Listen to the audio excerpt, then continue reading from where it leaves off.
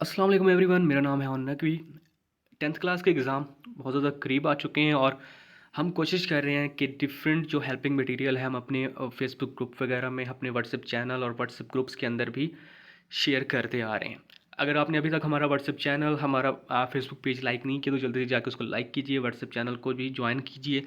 वहाँ पर जो है मैट्रिक क्लास के एग्ज़ाम प्रिपरेशन के लिए हम डेटा शेयर कर रहे हैं। वहाँ पे जो है आप अच्छे से अपने एग्ज़ाम की तैयारी कर सकते हो। तो आज की वीडियो होने जा रही है 10th क्लास फिज़िक्स की पेयरिंग स्कीम के बारे में, जो कि बिल्कुल फाइनल पेयरिंग स्कीम है। तमाम पंजाब बोर्ड इसको फॉलो कर रहे हैं। तो हम वैसे तो ये पेयरिंग स्कीम वगैरह भी अपने फेसबुक पेज पे और ग्रुप्स वगैरह में शेयर कर चुके हैं, लेकिन बहुत सारे जो स्टूडेंट्स हैं उनको समझ नहीं आती कि पेयरिंग स्कीम क्या होती है, किस तरह से उसको फॉलो किया जाता है।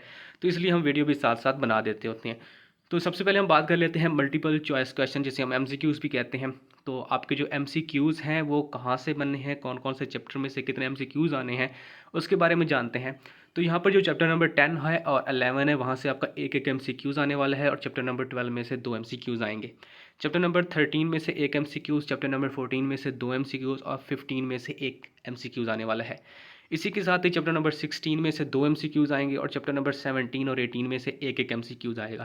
तो चैप्टर नंबर 10, 11, 13, 15, 17 और 18 में से एक एक MCQs, और बाकी हमारे पास जो चैप्टर नंबर 12 है, 14 है और 16 है, इसमें से दो दो MCQs आने हैं।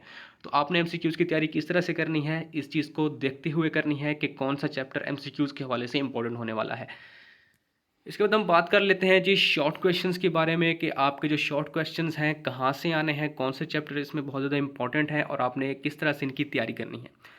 तो हमारे पास आपको पता है कि 3 क्वेश्चन आते हैं शॉर्ट क्वेश्चन रिलेटेड, जिनके अंदर फर्दर पार्ट्स होते हैं। तो क्वेश्चन नंबर 2 है, जिसमें से कोई से 5 सवाल आपने करने होते हैं। तो यहाँ पर जो चैप्टर नंबर 10 है और चैप्टर नंबर 13 है, इसमें से आपके पास 3-3 शॉर्ट क्वेश्चंस आने हैं, और जो चैप्टर नंबर 14 है उसमें से 2 शॉर्ट क्वेश्चंस आने हैं। उसके बाद हम चलते हैं क्वेश्चन नंबर 3 की तरफ। वहाँ से भी आपने कोई से 5 सवाल करने होते हैं, जबकि आपके पास जो है टोटल 8 सवाल आते हैं। 8 में से आपने जो है 5 सवाल करने होते हैं। तो 11 और 17 में से आपके पास 3-3 शॉर्ट क्वेश्चन आने हैं और 18 में से आपके पास 2 शॉर्ट क्वेश्चन आने हैं। वहीं पर क्वेश्चन नंबर 4 में भी आपने कोई से 5 करने होते हैं 8 में से।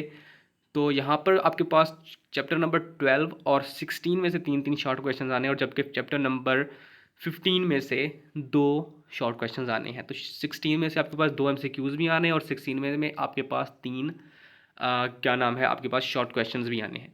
तो ये आप लोगों ने इसको भी देख लेना है। उसके बाद बारी आती है हमारे पास एक्सटेंसिव क्वेश्चन, जिसे हम लॉन्ग क्वेश्चन भी कहते हैं, और इसको आप लोगों ने गौर से देख लेना है कि इनकी पेयरिंग इन्होंने किस तरह बनाई है। जैसे कि आप लोग जानते हैं कि आपका जो है क्वेश्चन नंबर 5 या लॉन्ग क्वेश्चन जो होते हैं 5, 6 और 7, उनमें 2 पार्ट बनते हैं, एक का ए, एक बी, और ए और बी का पार्ट होता है।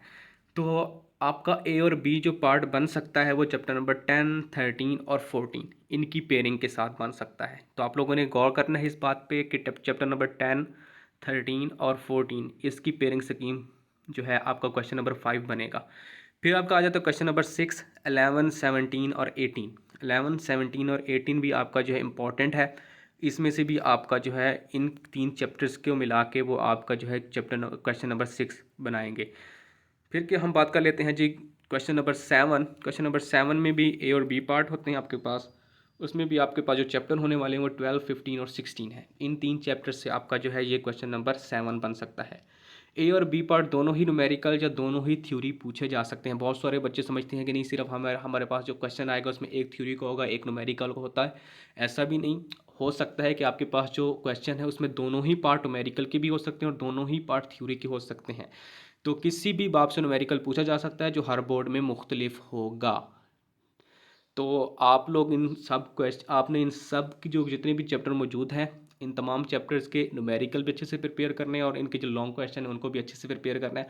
और ये ध्यान रखना है कि कौन सा चैप्टर जो है वो आपको ज़्यादा नंबर दे रहा है। जिस तरह 16 में से लॉन्ग भी बन रहा है, आपके पास 3 शॉर्ट क्वेश्चन भी आ रहे हैं और 2 MCQs भी आ रहे हैं, तो काफ़ी इंपॉर्टेंट होने वाला है ये वाला चैप्टर आप लोगों के लिए। तो इसको अच्छे से प्रिपेयर कर लें। तो पेयरिंग स्कीम को मद्देनज़र रखते हुए आप लोगों ने तैयारी करनी होती है, ताकि आप लोग अच्छे से प्रिपेयर हो सको अपने 10th क्लास के लिए।